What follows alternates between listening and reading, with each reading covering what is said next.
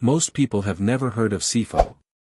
Say that word to the average American and you'll get a blank stare. But say it to an elderly Assyrian man sitting in a diner on Chicago's north side, and watch what happens to his face. The CFO was a genocide. Not the one you learned about in school. This one happened at the same time, in the same region, carried out by the same forces, and it erased an estimated 250,000 to 300,000 Assyrian Christians from the face of the earth between 1914 and 1918. Villages burned. Priests executed. Entire bloodlines, gone. The survivors walked out of the mountains of what is now Turkey, Iraq, and Iran with nothing but the clothes on their backs and a language in their mouths that is older than the religion they were being killed for. They spoke Neo-Aramaic. The direct descendant of the language Jesus Christ himself almost certainly spoke. And they carried it all the way to Chicago. But the survivors didn't disappear into America quietly. They landed on Chicago's north side and did something nobody expected. Churches. Schools. Newspapers printed in a script most Americans have never seen. Grocery stores are stocked with foods you won't find anywhere else in the Midwest. Community centers where elders argued in a language that predates the English language by 1,000 years. They basically built a country inside a city. For nearly a century, this worked. Chicago's Assyrian community became one of the largest Assyrian populations outside the Middle East. They held on to their identity the way you hold on to something when you know losing it means the people who tried to kill you win. But something started happening around the 1980s and 90s that no army, no empire, no dictator had managed to pull off in 2,000 years of persecution. The grandkids stopped speaking Aramaic. Skokie, Illinois doesn't look like a place where history is fighting for its life. It looks like every other mid-century suburb you've ever driven through, strip malls, quiet streets, ranch houses with 2 cars in the driveway. But pull off the main road and walk into the right grocery store, and suddenly you're somewhere else entirely. The shelves are stocked with dolma, mashed eggplant dips, dried herbs bundled the way your grandmother would have done it. The woman behind the counter is speaking to a customer in a language that sounds unlike anything you've ever heard, clicking consonants, deep vowel sounds, something ancient underneath the rhythm of it. You ask someone nearby what language that is. They smile. Shurith, they say. Assyrian. And then, almost as an afterthought, it's basically what Jesus spoke. This is where they landed. Chicago's north side, Andersonville first, then Skokie, Niles, Morton Grove as prosperity pulled families toward bigger yards and better schools. At its peak, the Chicago metro area held somewhere between 80 and 100,000 Assyrian Christians. That's not a diaspora community. That's a civilization in exile. But understanding what this community built requires understanding what they were building against. The Assyrian Universal Alliance has maintained offices here for decades. Assyrian language radio programs that have been on Chicago airwaves for decades. Churches, Assyrian Church of the East, Chaldean Catholic, Church of the East, each representing a slightly different theological tradition that most outsiders couldn't tell apart but that matter enormously to the people inside them. The church was the institution that kept the community alive when every government around them wanted them dead. The food tells the whole story if you know how to read it. Marek, a slow-cooked broth with lamb and vegetables that takes an entire afternoon. Cubs, flatbread made fresh, not bought in a bag.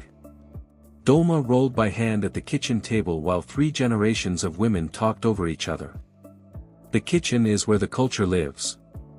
The kitchen is where the language gets passed down. And the kitchen is exactly where the silence started. Because somewhere between the first generation who cooked Marek because that's what their mothers made, and the 3rd generation who ordered DoorDash and texts in English, something slipped through the cracks that you can't get back. It doesn't happen because people stop caring. It doesn't happen because a government bans it or a conqueror burns the books.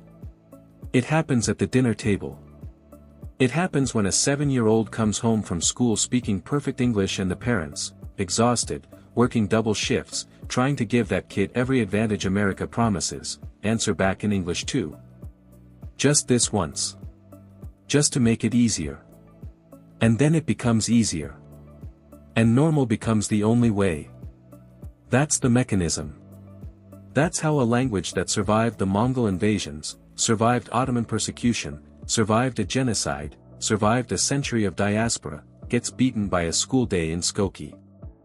The numbers are brutal. Linguists who study endangered languages estimate there are somewhere around 500,000 Neo-Aramaic speakers left in the entire world. That sounds like a lot until you understand that the overwhelming majority are elderly. The generation that speaks it fluently, the way you dream in a language, the way you argue in it, the way you reach for it when you're angry or scared or trying to say something true, that generation is already in its 70s and 80s. Walk into an Assyrian church in Skokie on a Sunday morning and you can see it in real time. The elderly women in the front pews singing hymns in Neo-Aramaic, every word exact, every vowel placed the way their mothers placed it. Their grandchildren in the row behind them, moving their lips, catching maybe one word in 5. Not from disrespect. Not from laziness. Just from growing up in a country that had no use for what those words meant. There are Assyrian language schools running on weekends, parents driving kids across 3 suburbs on a Saturday morning to sit in a classroom and conjugate verbs in a language their friends have never heard of. Some of those kids will hold on to it. Most won't. Because you cannot make a language into survival. You can teach it. You can archive every word in every dialect. But you cannot make it live in a mouth that has no one left to speak it to. The Assyrian community in Chicago knows exactly what is happening. They have known each other for decades. There are linguists at American universities who have spent their careers recording Neo-Aramaic dialects before the last fluent speakers die. There are archives. There are databases. There are YouTube channels run by young Assyrian Americans uploading vocabulary lessons and folk songs and recordings of their grandparents telling stories in a language the grandchildren are learning for the first time from a screen. And here is the twist. The internet might be the thing that saves it. Not in the way a living language survives, spoken at breakfast, argued over at dinner, dreamed in at 3 in the morning. But in a different way. A preserved way. The way an insect gets preserved in amber, every detail intact, every structure visible, but no longer alive in the way living things are alive. Young Assyrian Americans in Chicago, in Phoenix, in Stockholm, in Sydney are finding each other online. They are building Discord servers and Instagram pages and TikTok accounts in Neo-Aramaic. They are creating something that has never existed before, a digital diaspora of a language that has no country, no government, no institution powerful enough to save it, but has something those things cannot manufacture. It has people who refuse to let it die on their watch. Hebrew came back from the edge of extinction and became the daily language of a nation. But Hebrew had a state behind it. Neo-Aramaic has a community in Skokie, a Discord server, and the recorded voices of people who are already gone. This is not a story about a community that is dying. It is a story about a community fighting its quietest, most unwinnable war against the most powerful force any culture has ever faced. Not genocide. Not an empire. Not persecution. Normal life.